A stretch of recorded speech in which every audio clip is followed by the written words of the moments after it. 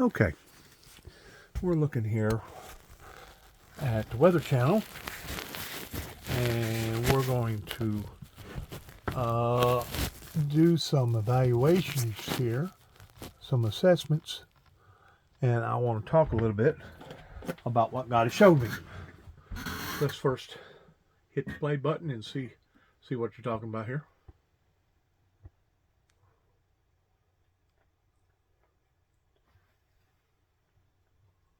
To disrupt candidates as they do the final pitches for supporters. Coming up on AccuWeather Prime tonight, as brutal cold continues to roar across the plains in the Midwest, we're going to see if it's interfering with tonight's GOP caucuses in Iowa.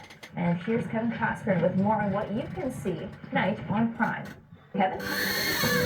Melissa, good evening. Coming up tonight at AccuWeather Prime, as snow spreads into the big cities of the Northeast, the nearly 2-year snow drought is coming to an end in places like Washington, D.C. We'll let you know how much snow will fall from the Chesapeake Bay to the Gulf of Maine. Plus, it's the first true Arctic blast this winter. We'll check in live tonight with AccuWeather's Emmy Victor, who's in the Windy City. She'll have some tips for protecting your property in the extreme cold. We're also live in Iowa for an update on how the recent snow and bitter cold are impacting the caucuses. And we're tracking wintry weather in the Northwest. Cities like Portland, Oregon are under an ice storm warning. We'll have those icy details and a deep dive into what looks to be a long stretch of nasty winter weather in the West. We'll see you here in a few minutes at the top of the hour. Looking forward to it. Well, we do have still a lot more to cover here as we talk about the cold that has been in place through a good chunk of the nation, and that doesn't exclude the West. In fact, we still have a lot of those cold numbers as we venture into tomorrow. 33 the high in Salt Lake City, 19 rather for Boise. That's the cold holding on. Check out Portland though. The next storm system is coming in, and unfortunately as it comes in, it's coming into a cold air mass, which means snow and ice. More specifically, ice for the Willamette Valley. That's going to be the troublesome setup. We will see more snow overtake parts of the interior West, including Boise, which gets in on even more snow action this week. As the storm system starts to depart Wednesday evening, it will leave behind possibly significant accumulating ice focused on Portland to Eugene, there through the Willamette Valley. As you work your way northward, you can see even the I-5 corridor, a lot of it lit up with that potential for ice.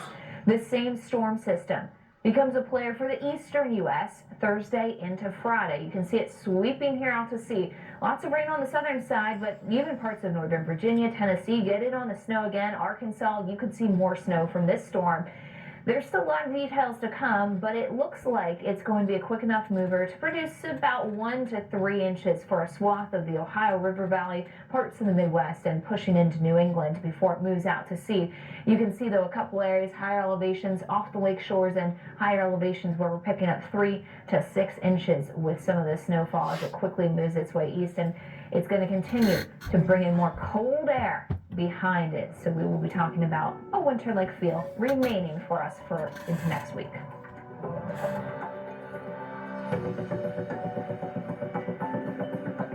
There has never been a better time to join AA. All right, we're going to go forward right here real quick. We'll go catch some more of this. Northern Alabama.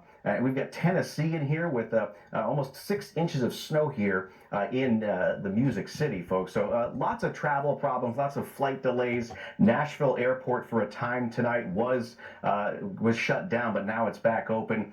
So the winter storm across the South is definitely our top story tonight. It's a snowy and icy start to the week in several states, including Tennessee, where the storm dumped more than 5 inches of snow on cities like Nashville and Memphis, crippling travel. Extreme meteorologist Dr. Reed Timmer is in Nashville and has the latest. Big-time snowfall rates are moving into the downtown Nashville area with a lot of lift in the mid-levels of the atmosphere. That's why we have these big dendrites and larger flakes. And we have snowfall rates that are approaching or even exceeding 1 inch per hour. There you can see downtown Nashville definitely losing visibility here, below a half mile. And this is the second round of this snow event.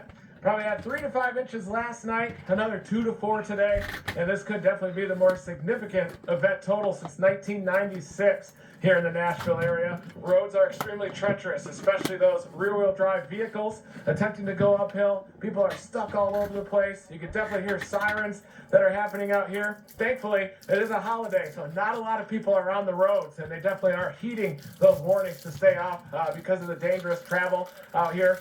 Road crews are trying to keep up with the race, but it's just impossible down here in the south because the infrastructure doesn't really support it. Not a lot of salt, not enough plows to keep up with an event like this. So the roads are snow covered, snow packed, very slippery out here. And here you can see Nissan Stadium. This is where the Tennessee Titans play. Snow Bowl in there if they were playing today. They are not, but definitely very heavy snow coming out here in downtown Nashville. There's Broadway. That's where a lot of people were out late last night with those snow-covered roads as those heavier snowfall rates are moving in. But definitely a classic long-duration event driven by the jet streak aloft.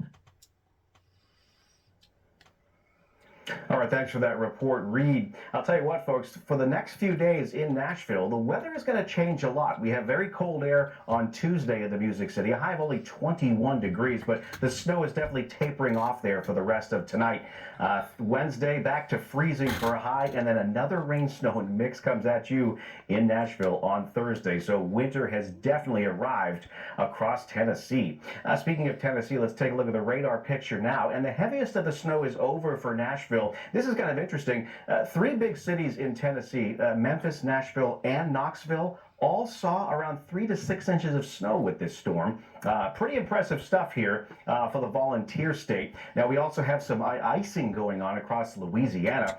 In Interstate 10, just outside of Lake Charles, we've had some delays there and even a closure of I-210 in southwestern Louisiana. Now, I do want to show you what's been happening down here into Florida because while everybody to the north is getting their snow and ice, we've been getting some heavy downpours here across portions of Florida south of Tampa on Cape Coral. They've had some flooding concerns there. And also up into the city of Palm City, Florida. We have some video here that was shot earlier late this afternoon. We had a confirmed tornado there into areas not too far from Port St. Lucie. So it's been pretty active down there. Moving forward, severe weather is less likely as we head into the nighttime hours. I do want to give you a look, though, folks, at the Tennessee snow reports, because these are pretty impressive. Between 5 and 6 inches of snow fell into all portions of Tennessee. Waverly checked in with 6 inches, and we've got a snowfall map that shows the what you've seen so far in Nashville is pretty much what you're going to end up with. But just east of town here, up into the higher terrain of eastern Kentucky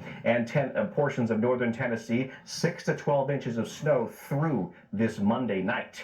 Now, as far as the current precipitation, you see that wintry mix showing up here across portions of North Georgia, northern Alabama, right down into far the upper coast of Texas. And that's where we have seen some icing, some very slick roads out there in some of these southern cities like Port Arthur, Texas, Lake Charles, Louisiana. Just be extra careful out there. We do have winter weather advisories to account for that icing going on right now across portions of those Gulf Coast states near the Gulf Coast with a winter storm warning with the heavier snow in the dark blue. Now, low temperatures tonight are going to be downright bone-chilling. Houston, 22. New Orleans even getting down to near freezing, so we could have some minor icing in and around the Big Easy with some rain overnight and lows near the freezing mark. And because of that, we do have this ice map to remind you that from Houston to New Orleans up to even Atlanta into the wee hours of Tuesday morning, there could be some icing there. Going to have to be extra careful traveling out the door tomorrow morning and Tuesday. You see that strip of ice there? Yeah, from Atlanta southward, and a frigid day on tap for much of the central U.S. Wednesday, the cold kind of shifts its way as we head into Wednesday afternoon across the southeast. Bitter cold wind chills, though, folks. Wednesday morning, real field temperatures will be down there in the well below zero. Meantime, New York getting buried by lake effect snow this weekend, including Buffalo. We saw 2 to 3 inches of snow an hour and gusty conditions under the lake effect snow band. In Hamburg, meantime, businesses were shut down and drivers got stuck in the deep snow. More snow is on the way for the Northeast this week. For those details, we're going to bring in Melissa Constanzer. Melissa, looks like they made the right decision to move the NFL playoff football game, which was supposed to be yesterday. They had it today. They got about 1.5 feet of snow, I believe, in Orchard Park. Yeah, and not too far away, Hamburg, West Seneca, Derby, all picking up more than 40 inches of snow. It's like a mile or two away from Orchard Park. It's amazing. Exactly. It's not that far. So that's what we're talking about. Really subtle differences there can make huge, huge differences as far as snowfall totals. And that's what you get when you talk about lake effect snow. Well, we're still talking about lake effect snow in some areas, but that band has since shifted north, more towards Niagara Falls as you look around the Buffalo area, and for Watertown, it's also lifted north there too. Meanwhile, off towards the south, there's a new snow band in town. This one not lake effect at all. It's part of that same storm system Kevin's been talking about through the southern U.S.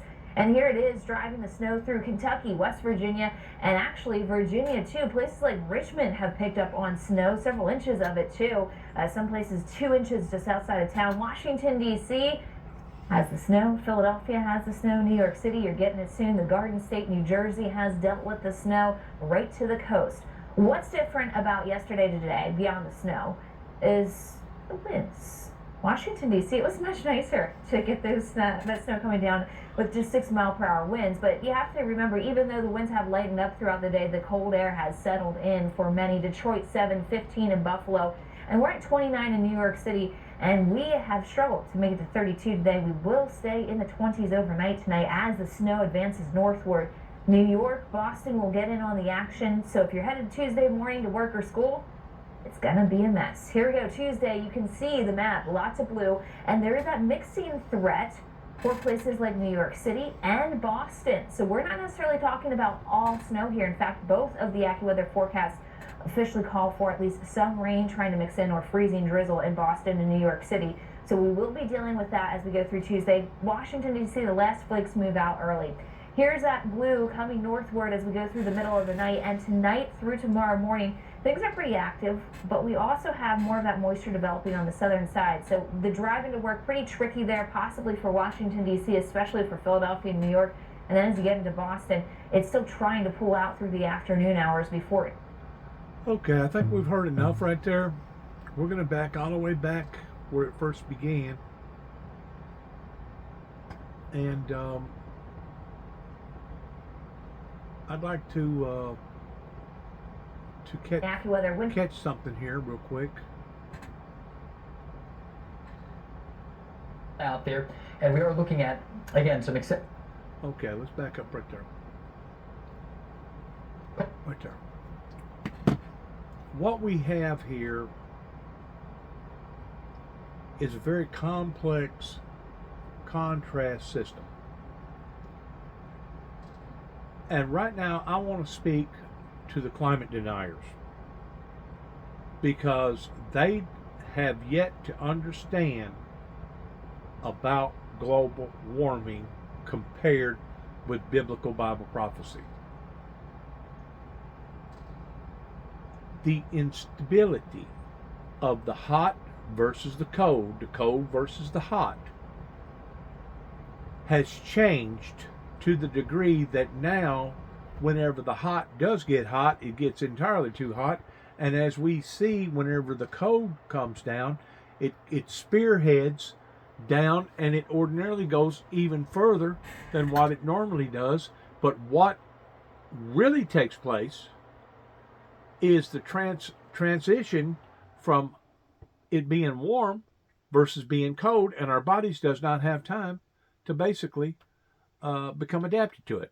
And that's why it feels so cold. Just got off telephone a while ago with somebody that was telling me that Alaska is actually getting like, Arkansas and Oklahoma and Kansas and St. Louis weather right now in comparison to what they ought to be, because their temperatures went up versus ours it's going down. What am I trying to say? I'm trying to say that the instability in our solar system has become so erratical that the forces, the energy forces of the cold versus the energy forces of the hot has changed. And whenever the cold does come down, it spearheads down through there, and it basically drives itself even further than what it ordinarily did. Now let's back up for a second, because I've made mention about global warming several times in my conversations. And I've also compared global warming with Bible prophecy pertaining to the flooding. Christ said to flee into the mountains whenever you shall start to begin to see these things occurring. I've also made mention that eventually the oceans and the seas will start drying up. What people are not doing properly is putting things in the proper time frames. Before the second coming of Christ, the Bible is very clear in saying that these occurrences are going to take place upon the planet. But if you'll dissect it even closer, we will still have winters in different areas of the planet, because it says to pray that your flight not be in the winter, and to pray that you are not with as far as having children to take care of, or possibly being pregnant. Why is that?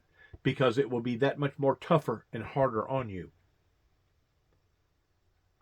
So winters are not going to completely go away before the second coming of Christ.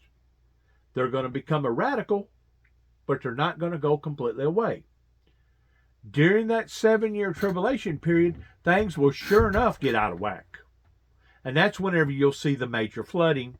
And that's basically whenever the oceans will be melting on levels that'll be a phenomenon like the planet has never seen before. Shortly after that tribulation period is whenever the ice or the cold weather, the cold itself, will no longer generate enough energy to resist against the hot.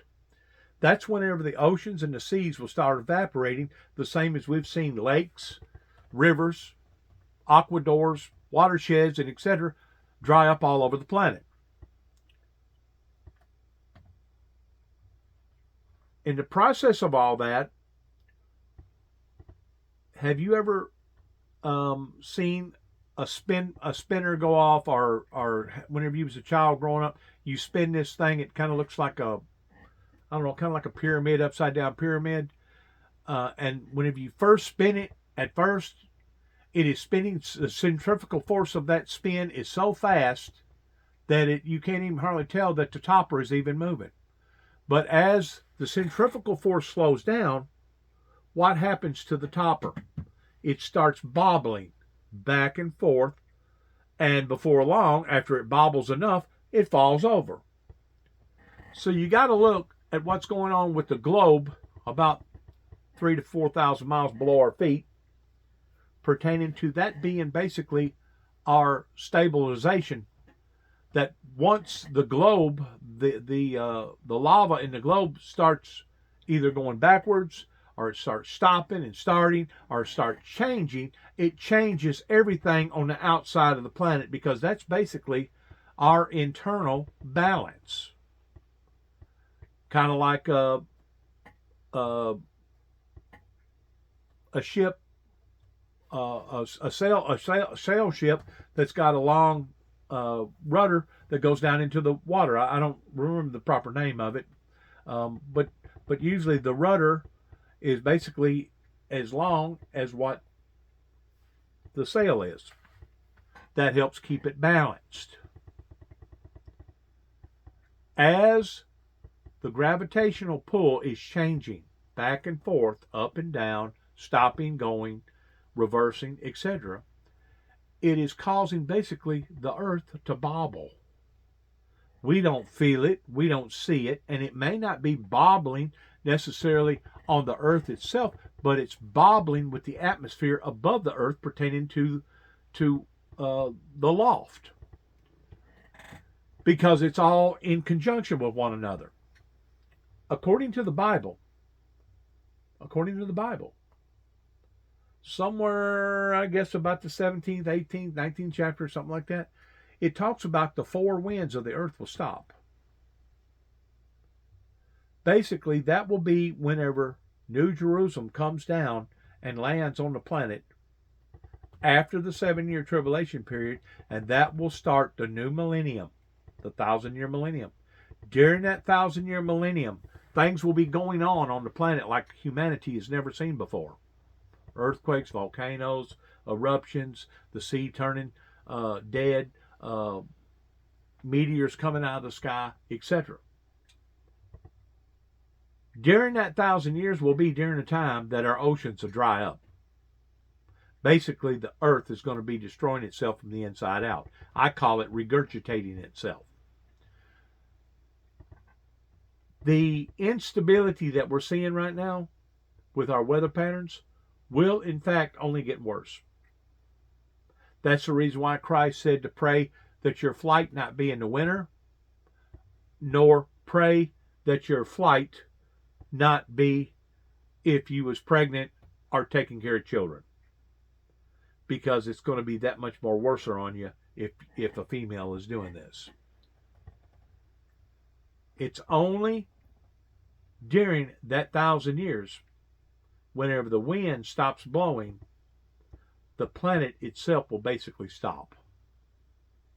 During this time, it says that men and women, humanity, will know that they have made one of the most humongous mistakes in their entire lives, and that they will literally want to die but